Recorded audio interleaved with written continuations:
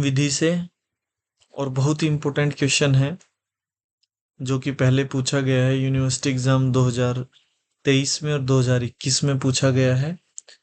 और क्वेश्चन है, मुस्लिम विधि के स्रोतों का वर्णन कीजिए। या फिर ये कहता है कि जो कुरान है वो मौलिक और प्रथम स्रोत तो है मुस्लिम विधि का, लेकिन ये एकमात्र स्रोत नहीं है। इसके अलावा बहुत सारी चीजें हैं जो हमें मुस्लिम विधि के बारे में बताती हैं। अब उन्हीं का वर्णन हम इस क्वेश्चन में करेंगे। इसके मुख्य स्रोत कौन कौन से हैं, उनका क्या महत्व है, वो सब कुछ इस क्वेश्चन में पढ़ेंगे। ठीक है, देखिए, अगर मुस्लिम विधि के स्रोतों की बात करें तो मुस्लिम विधि के स्रोतों के बारे में सुन्नी और शिया दो संप्रदाय हैं मुस्लिम, जिनमें आपस में मतभेद है। सुन्नी संप्रदाय के अकॉर्डिंग अपने चार हैं स्रोत: कुरान, सुन्ना, इज्मा और कियास। और अगर हम शिया संप्रदाय के बात करते हैं तो अपने चार ही शिया संप्रदाय में है: कुरान, सुन्ना की जगह हदीस और इमामों के फैसले और कियास। ये शिया संप्रदाय के हैं। अब इन चारों के बारे में एक एक करके हम एक्सप्लेन करेंगे। सबसे पहले हम बात करते हैं कुरान की, कि कुरान मुस्लिम विधि के स्रोतों में सबसे महत्वपूर्ण क्यों है, इसके अंदर क्या क्या दिया गया है और क्या क्या इंपॉर्टेंट चीजें हैं। देखिए, सबसे पहले देखते हैं कुरान। कुरान जो है मुस्लिम विधि का सबसे पवित्र और मुख्य स्रोत है। अगर हम कुरान की बात करें कि कुरान में क्या है और कुरान क्या है, कुरान मुस्लिम देवता या मुस्लिम ईश्वर, जिसे हम अल्लाह भी कहते हैं, अल्लाह के द्वारा दिए गए प्रत्यक्ष उपदेश हैं। और ये उपदेश अल्लाह ने किसको दिए? उन्होंने ये उपदेश देवदूत जिब्राइल और पैगंबर मोहम्मद साहब को दिए। यही कुरान है, उनके अल्लाह के उपदेश ही कुरान है, जिनको हमने संग्रहित करके एक पुस्तक में रख दिया, जिसको हम क्या बोल देते हैं, कुरान। कुरान में हमारे 30 अध्याय हैं। अगर कोई पूछे कुरान में कितने अध्याय हैं, तो कितने अध्याय हैं? 30 अध्याय हैं। कुल कितनी आयतें हैं? 6237 आयतें हैं, जिसमें 200 आयतें अपनी किससे संबंधित है? कानून से संबंधित है। 200 आयतें अपनी कानून से संबंधित है। इसके बाद अगर हम महत्व की बात करें तो सभी को पता है कुरान सबसे महत्वपूर्ण ग्रंथ है। इसमें मुस्लिम कानून, मुस्लिम समाज, मुस्लिम राजनीति, सारे विषयों के बारे में हमें कुरान से पता चलता है। अब कुरान के मुख्य उद्देश्य की बात करें तो कुरान में सामाजिक सुधार हो गए, जैसे सूदखोरी, बहुविवाह आदि दूषित रीति रिवाजों को दूर करने के बारे में भी दिया गया है। अगर कोई इस तरीके का कार्य करता है तो उसमें दंड का भी प्रावधान कुरान के अंदर लिखा गया है। यही कुरान का मुख्य उद्देश्य है कि समाज में सुधार करना, और अगर कोई कार्य इस तरीके का किया जाए जो समाज के विपरीत है तो उसको दंड दिया जाए। ये कुरान का मुख्य उद्देश्य है। तैयब जी कहते हैं कुरान को एक संशोधित संशोधित अधिनियम कहा जाए, ना कि एक संहिता कहा जाए, क्योंकि कुरान के अंदर धर्म, नीति, राजनीति पर्याप्त मात्रा में शामिल है। ये सारी चीजें अपनी कुरान के अंदर दी गई। तो ये कहते हैं तैयब जी, ये अपना है कुरान। इसके अलावा जो अपना सेकंड नंबर का आता है, जो मुस्लिम स्रोत है सबसे इम्पोर्टेंट, वो है अपना सुन्ना और हदीस। सुन्ना और हदीस क्या है, देखिए। अब कुरान में तो मोहम्मद साहब को जो उपदेश दिया गया अल्लाह के द्वारा, वो सारी बातें हमने देखी, लिखी हुई है। अब सुन्ना और हदीस क्या है, अब इसको देखिए ध्यान से। सामाजिक परिवर्तन के कारण मुस्लिम समाज के सामने कुछ ऐसी समस्याएं आई जिनके विषय में कुरान में कोई प्रावधान नहीं था।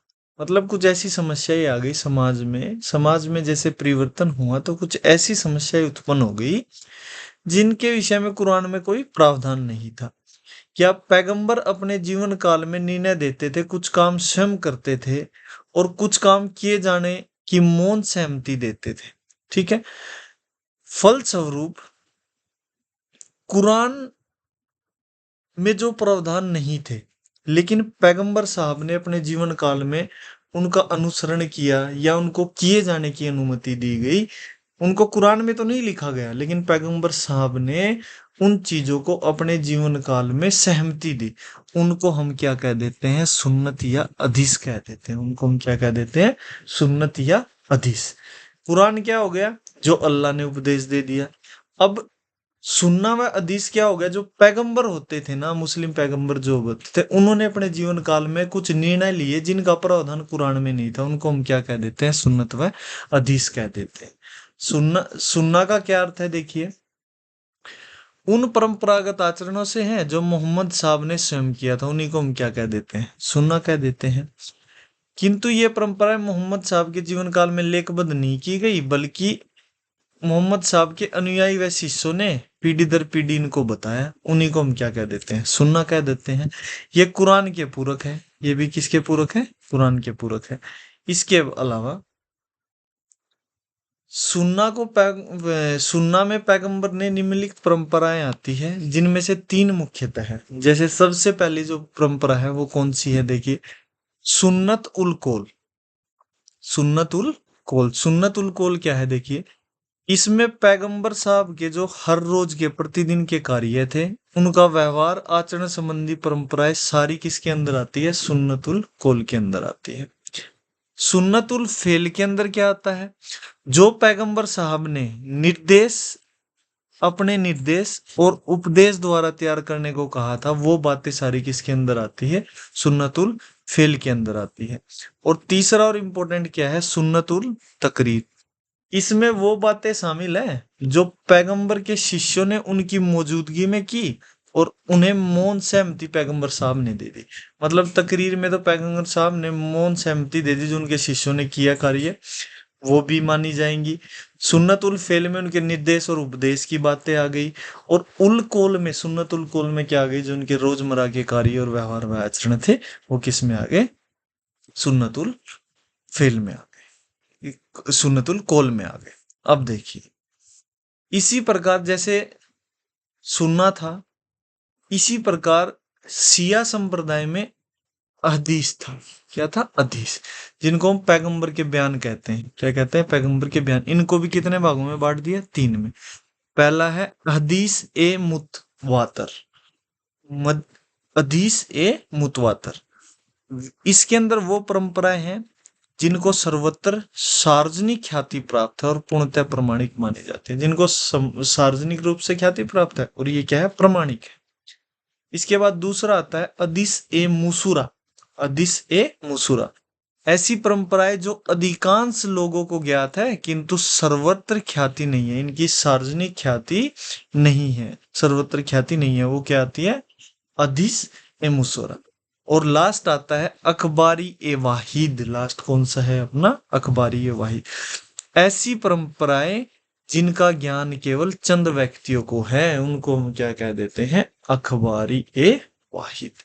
तो ये आपकी सुन्ना और हदीस थी, जो मुस्लिम विधि के स्रोत है शिया संप्रदाय और सुन्नी संप्रदाय के अंदर। ठीक है, इनके महत्व की अगर हम बात करें सुन्नत व हदीस की, तो देखिए, हदीस और सुन्ना का दूसरा स्थान है, कुरान के बाद इन्हीं का स्थान आता है। ठीक है, कुरान लिखित है और जो अपने हदीस और सुन्ना है वो क्या है? अलिखित है। ठीक है, ये पीढ़ी दर पीढ़ी समाज में प्रचलित होते रहे।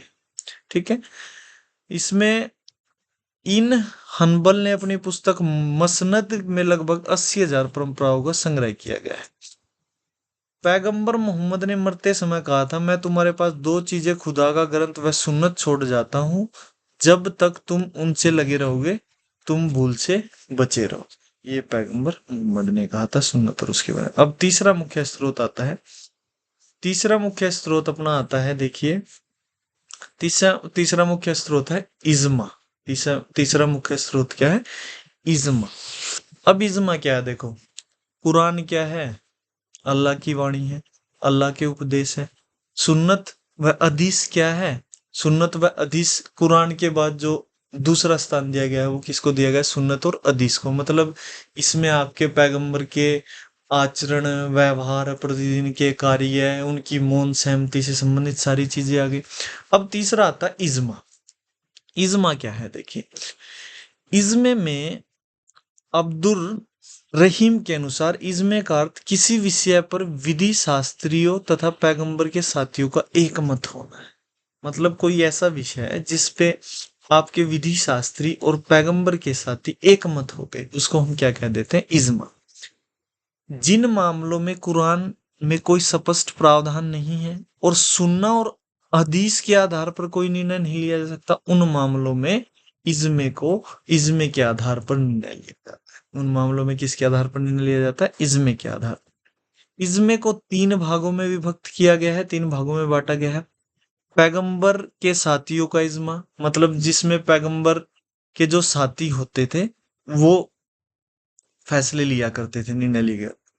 सुन्नी और हनाफी संप्रदाय के मत अनुसार ईश्वर ने समाज में कुछ सक्षम विधिवेता और धर्म या व्यक्तियों को नियम बनाने की शक्ति प्रदान की है। ये व्यक्ति मुजाहिद या जुरिस्ट कहलाते हैं। इन सबसे मुख्य व्यक्ति पैगंबर के साथी थे। इनमें सबसे मुख्य व्यक्ति कौन से थे, पैगंबर के साथी थे। तो इसीलिए इसको क्या कहा जाता है, पैगंबर के साथियों का।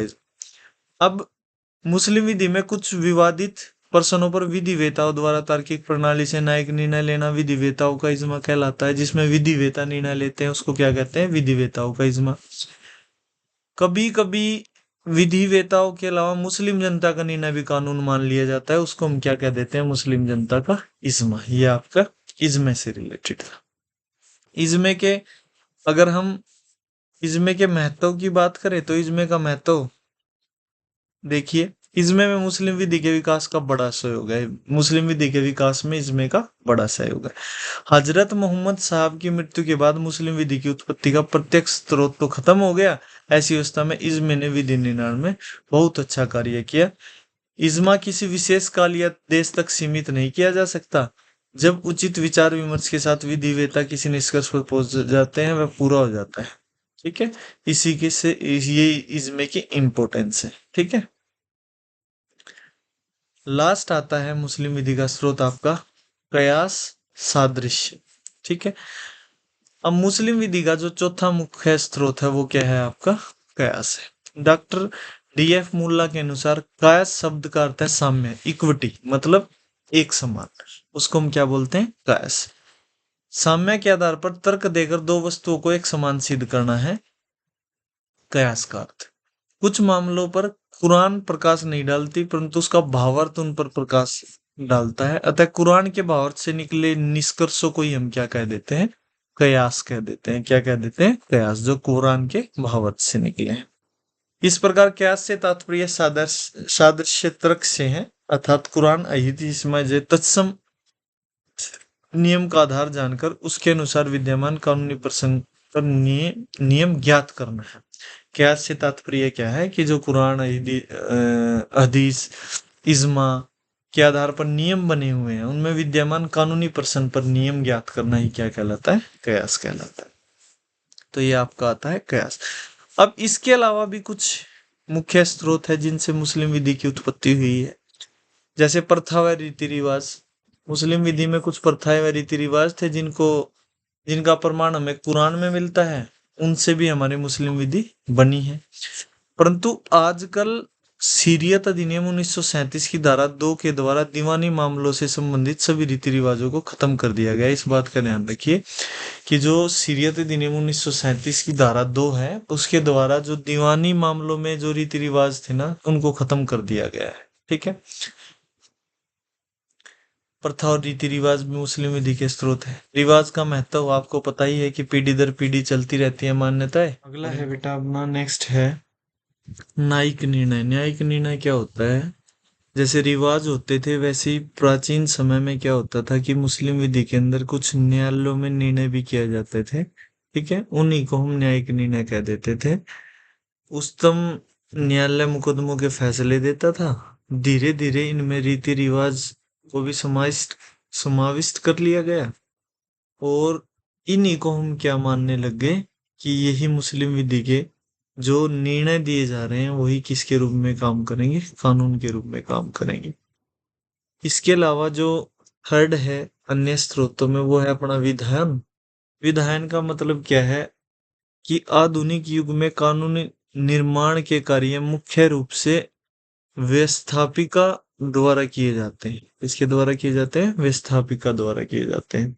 भारत में मुस्लिम विधि का विकास निम्नलिखित अधिनियमों द्वारा किया गया है। वो अधिनियम कौन कौन से हैं? पहला है अभिभावक एवं प्रतिपाल्य अधिनियम 1890, मुस्लिम वक्फ अधिनियम 1923, मुस्लिम वक्फ वैलिडेटिंग अधिनियम 1913, सीरियत अधिनियम 1937, मुस्लिम विवाह विघटन अधिनियम 1939, भारतीय संविधान अधिनियम 1872, धार्मिक स्वतंत्रता अधिनियम 1850। ये कुछ अधिनियम है जिनसे मुस्लिम विधि का क्या किया जा रहा है? विकास किया जा रहा है अभी करंट के समय में, आधुनिक समय में।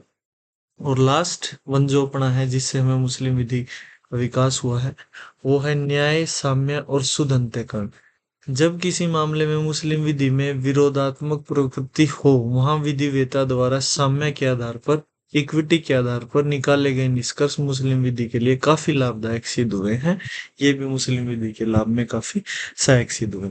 अब एक तो आपने देख लिया, अन्य स्रोतों में रीति रिवाज आ गए। दूसरा, विधि वेताओं के फैसले आ गए, ठीक है, न्याय द्वारा जो फैसले लिए गए। और तीसरा, अपने विधायन से जो हमें मुस्लिम विधि का विकास हुआ। और लास्ट है अपना न्याय और साम्य और शुद्ध अंत्यकरण से जो फैसले किए गए हैं, उनसे भी मुस्लिम विधि का विकास हुआ है। इन स्रोतों का महत्व देख लीजिए। जब कभी किसी कानूनी समस्या का हल करना होता है तो सर्वप्रथम कुरान, फिर पैगंबर मोहम्मद के इज्मा, परंपराएं आ गई, सुन्ना हदीस जिसको कह जाते हैं, फिर उसके बाद इज्मा, और फोर्थ पे आता है कयास। अर्थात जब कुरान, परंपरा और इज्मा तीनों के ही नियम किसी समस्या विशेष पर लागू नहीं होते, ऐसी अवस्था में उक्त तीनों स्रोतों के तुलनात्मक अध्ययन के द्वारा नियमों के क्षेत्र व प्रयोग को विस्तृत कर दिया जाता है और मुस्लिम विधि का फैसला दिया जाता है, विकास किया जाता है। तो ये मुस्लिम विधि के स्रोत थे। काफी इंपॉर्टेंट क्वेश्चन है, बार बार एग्जाम में पूछा जाता है बच्चों। इसमें आप ध्यान ये रखिए कि जैसे हमारे ये लगभग मैंने आपको 8 पेजेस में कराया है ये क्वेश्चन, तो जब आप एग्जाम में लिखने के लिए जाए ना इसको, तो आप 4 से 5 पेज एनफ होते हैं। अच्छे से हेडिंग बना के और अलग अलग करके आप इसको लिख सकते हैं। उम्मीद करता हूँ आपको अच्छा लगा होगा ये वीडियो और समझ भी आया होगा। अगर कुछ कमी है तो आप उसको कमेंट के माध्यम से मुझे शेयर कर सकते हैं। धन्यवाद।